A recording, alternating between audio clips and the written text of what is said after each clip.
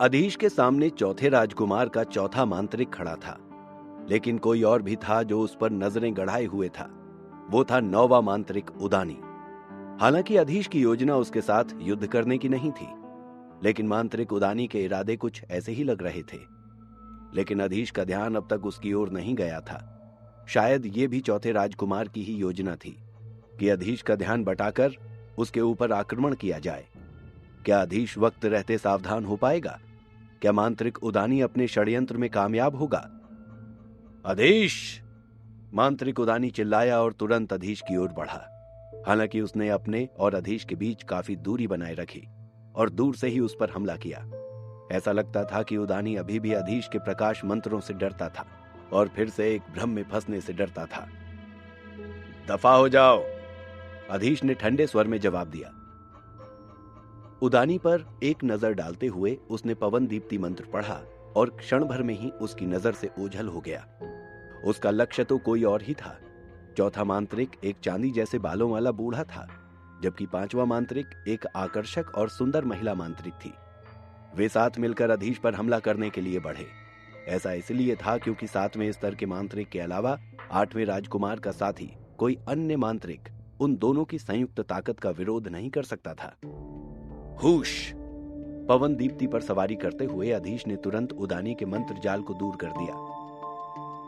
वो चौथे और 5वें मांत्रिकों के सामने रुक गया और शांति से घोषित किया, मेरे प्यारे मांत्रिकों, तुम्हारा प्रतिद्वंदी मैं हूं। बूढ़े ने कहा, क्या तुम वही हो जिसने 7वें मांत्रिक इलेश को मार डाला? चौथे मांत्रिक ने हमला करने में जल्दबाजी नहीं की। इसके बजाय उसने अधीश को ध्यान से देखा।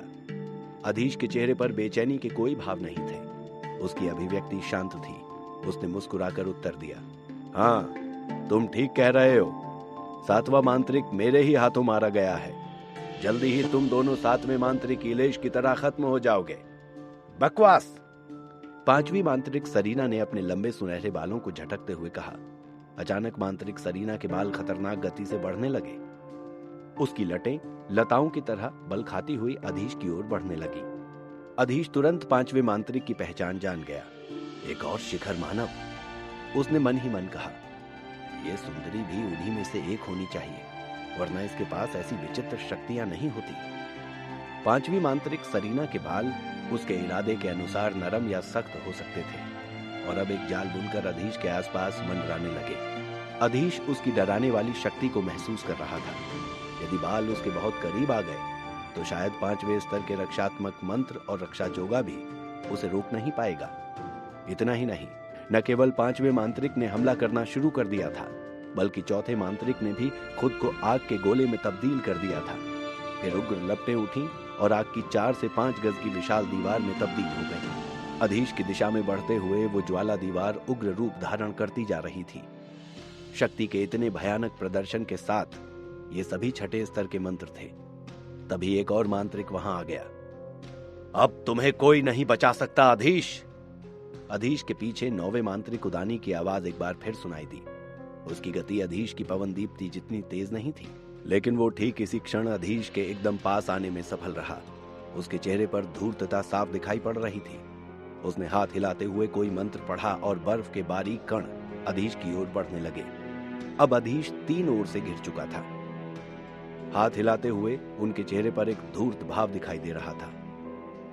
बर्फ के कण एक बर्फीले तीर की तरह बढ़ते हुए तेजी से संघनित होने लगे, सीधे अधीश की ओर बढ़ रहे थे। उदानी के मन में अधीश के लिए बहुत अधिक नफरत थी। हालांकि चौथे राजकुमार ने कोई और ही योजना बनाई थी, जिसके अनुसार चौथे और 5वें मांत्रिक ही अधीश के साथ युद्ध करने वाले थे। लेकिन उदानी अपने अपमान का बदला अधीश से लेना चाहता था और वो इस युद्ध में बीच में ही कूद पड़ा। उस समय अधीश की स्थिति खराब हो गई थी। चौथे, 5वें और 9वें मांत्रिक न केवल 6ठे स्तर के मांत्रिक थे, बल्कि वे बेहद शक्तिशाली भी थे। तीनों मांत्रिक अधीश पर अपना सबसे मजबूत मंत्रों से वार कर रहे थे। अधीश की आंखों में गुस्से की लाली दौड़ गई। यह स्पष्ट था कि यह पहली बार नहीं था जब चौथे और 5वें मांत्रिक ने एक साथ काम किया हो। उनका संयोजन निश्चित रूप से सराहनीय था। 5वें मांत्रिक ने लक्ष्य को बांधा, जबकि चौथे मांत्रिक ने अपने सबसे मजबूत हमले को अंजाम दिया। बेशक पीछे से 9वें मांत्रिक उदानी के चुपके से किए गए हमले को भी साधारण नहीं माना जा सकता। ऐसी खतरनाक स्थिति में फंसे हुए अधीश ने गहरी सांस ली। पवन दीप्ति मंत्र इस बार काम नहीं आया, लेकिन ऐसे ही किसी दिन के लिए अधीश ने उत्तम कवच स्थिर किया था। आज उस मंत्र का परीक्षण करने का मौका था। उत्तम कवच, अधीश बुदबुदाया। अधीश का शरीर तेजी से एक चटक गेरुए रंग के प्रकाश से ढक गया। फिर प्रकाश तेजी से एक विशाल कवच में ढल गया, जिसने अधीश के पूरे शरीर को ढक लिया। वो गेरुए वस्त्र पहने किसी विशालकाय साधु की तरह लग रहा था। अचानक एक तेज आवाज हुई। चौथे मांत्रिक की लपटें जलते हुए सूरज की तरह अधीश को पूरी तरह से ढक चुकी थी और उग्र रूप से जल रही थी। लगभग उसी समय 9वें मांत्रिक उदानी के बर्फीले तीर भी उत्तम कवच से जा टकराए। 5वें मांत्रिक के बालों की लटों से बना जाल अधीश को कस चुका था। इस जाल में असंख्य कांटे थे जो उत्तम कवच में धस चुके थे। एक पल में उत्तम कवच को छठे स्तर के मंत्रों द्वारा 3 भयंकर हमलों का सामना करना पड़ा। तभी एक रहस्यमय गुंजन सुनाई दिया। उस क्षण हर कोई स्पष्ट रूप से एक अतुलनीय गेरुआ प्रकाश किरण को आग की लपटों के भीतर और आकाश में उभरता हुआ देख सकता था। अगले ही पल प्रकाश की किरण आकाश में विशाल कवच के रूप में फैल गई। कवच के भीतर एक काले वस्त्र वाली आकृति अस्पष्ट रूप से दिखाई दे रही थी। उसका शरीर अभी भी धधकती लपटों में जल रहा था, लेकिन वास्तव में विशाल कवच की सतह पर ही आग की लपटें जल सकती थीं। कवच के अंदर की आकृति को नुकसान पहुंचाना बेहद मुश्किल था और कवच को पिघलाना सर्वथा असंभव था। यह आखिरकार उत्तम कवच था, जिसे अंधेरी शक्ति के मंत्र पृथ्वी शरण के साथ जोड़ा गया था। यह छठे स्तर के मंत्रों के किसी भी हमले का सामना करने में सक्षम था। इस प्रकार उत्तम कवच की सुरक्षा के साथ चौथे मांत्रिक के हमले से अधीश को नुकसान नहीं पहुंचाया जा सका। 9वें मांत्रिक उदानी का बर्फीला वार उत्तम कवच से टकराया, लेकिन हल्के से कंपन के अलावा इस पर कोई असर नहीं पड़ा। आकाश में विशाल दानव की तरह खड़े अधीश को देखते हुए चौथा मांत्रिक बुदबुदाया। वाह, मुझे विश्वास नहीं हो रहा है कि 8वें राजकुमार ने अधीश को सभी शाही मंत्र दे दिए हैं। 3रे स्तर के मंत्रों में उत्तम कवच को सबसे मजबूत रक्षात्मक मंत्र माना जाता है। चौथा मांत्रिक कई वर्षों तक चौथे राजकुमार के साथ रहा था और उसने शाही मंत्रों के बारे में कई अफवाहें सुनी थी। इसी कारण उसने प्रसिद्ध उत्तम कवच के बारे में भी सुन रखा था। हालांकि यह केवल एक 3रे स्तर का जादू था, लेकिन किसी भी यंत्र के साथ जुड़कर इसकी शक्ति घातक रूप से बढ़ सकती थी। यही कारण है कि इसे परिपूर्ण या उत्तम कवच कहा जाता था। उत्तम कवच की विशिष्टता के कारण उसने अपने लिए इतनी बड़ी प्रतिष्ठा अर्जित की। इसकी रक्षा शक्ति पूर्ण थी और इसमें लगभग कोई दोष या खामी नहीं थी। कोई फर्क नहीं पड़ता कि उत्तम कवच की रक्षा कितनी मजबूत है, यह हम तीनों के संयुक्त हमले का सामना नहीं कर पाएगा। 5वीं मांत्रिक सरीना ने अपने लंबे बालों को पीछे हटा लिया और अधीश की ओर क्रोध भरी नजरों से घूरने लगी। तभी चौथे मांत्रिक ने अधीश पर एक नजर डाली और तभी उसे कुछ समझ में आया। अंधेरी शक्ति, यह एक अंधेरी शक्ति का मंत्र है। 5वीं मांत्रिक क्षण भर के लिए सन्न रह गई। क्या उसके पास अंधेरी शक्ति का मंत्र है? यह कैसे हो सकता है? वो अच्छी तरह से जानती थी कि अंधेरी शक्ति के मंत्रों के बीच कोई भी ऐसा मंत्र जिसे अन्य मंत्रों में जोड़ा जा सकता है अत्यंत दुर्लभ और कीमती था। यह आश्चर्य की बात नहीं थी कि 5वीं मांत्रिक सरीना को जब पता चला कि अधीश के पास एक अंधेरी शक्ति का मंत्र है जिसे अन्य मंत्रों से जोड़ा जा सकता है, तो वो बुरी तरह से ललचा गई। लेकिन इससे पहले कि चौथा और 5वां मांत्रिक एक और हमला कर पाता, स्थिति नाटकीय रूप से बदल गई। अधीश, जो कुछ देर पहले हवा में ऊपर उठा हुआ था, अचानक गायब हो गया। अग्नि के सारे तत्व उसके शरीर में समा गए। प्रज्वल के साथ धधकती लपटें अधीश को कोई नुकसान नहीं पहुंचा सकती थी। इसके विपरीत वे तेजी से जादुई शक्ति में बदल जाती थी। चौथे और 5वें मांत्रिक को अचरज में छोड़कर अधीश तुरंत मांत्रिक उदानी के सामने आकर खड़ा हो गया और बोला, उदानी, पिछली बार तुम बच गए थे, लेकिन इस बार शायद उतने भाग्यशाली साबित नहीं होगे। अधीश ने अपनी बात खत्म करते ही एक मंत्र पढ़ा। एक बार फिर उनके शरीर पर आग की लपटें दिखने लगी, लेकिन इस बार ये ज्वाला की सफेद लपटें थीं। संघनित अग्नि। एक के बाद एक आग के अनगिनत गोले प्रकट हो गए। ये अत्यधिक संघनित आग के गोले थे जिनमें भयानक शक्तियां थीं। ये वो मंत्र था जिसे अधीश ने हाल ही में स्थिर किया था। एक 3रे स्तर का अग्नि प्रकार का जादू जो उसके ज्वाला सागर मंत्र से भी कहीं अधिक शक्तिशाली था। हुश हुश हुश। आग के छोटे छोटे गोलों की एक श्रृंखला हर दिशा से अत्यंत तीव्र गति से उड़ने लगी। 9वें मांत्रिक उदानी के पास बचने का कोई रास्ता नहीं था।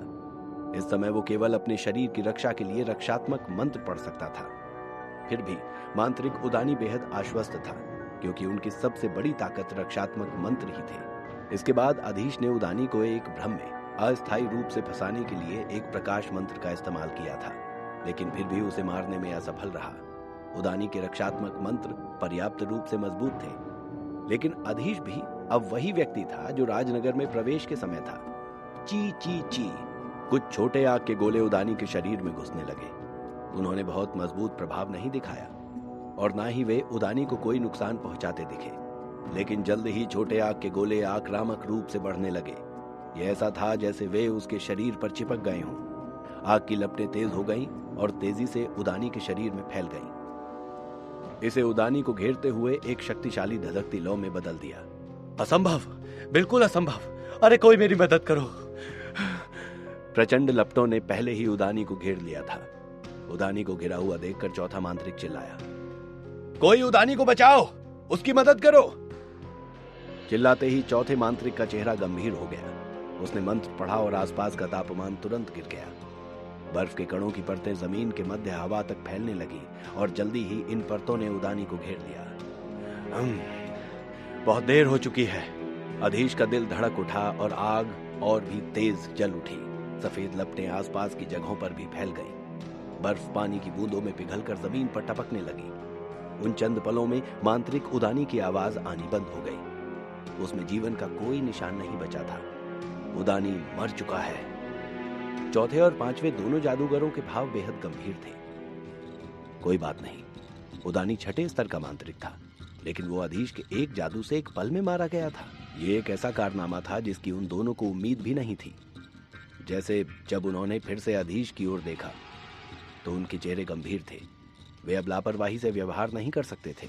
इसके बजाय वे साथ मिलकर लड़ने के लिए तैयार हो गए। अपने हाथ की एक लहर के साथ अधीश ने आग की लपटों को समेट लिया। लपटों के बुझते ही उसे एक अंगूठी मिली।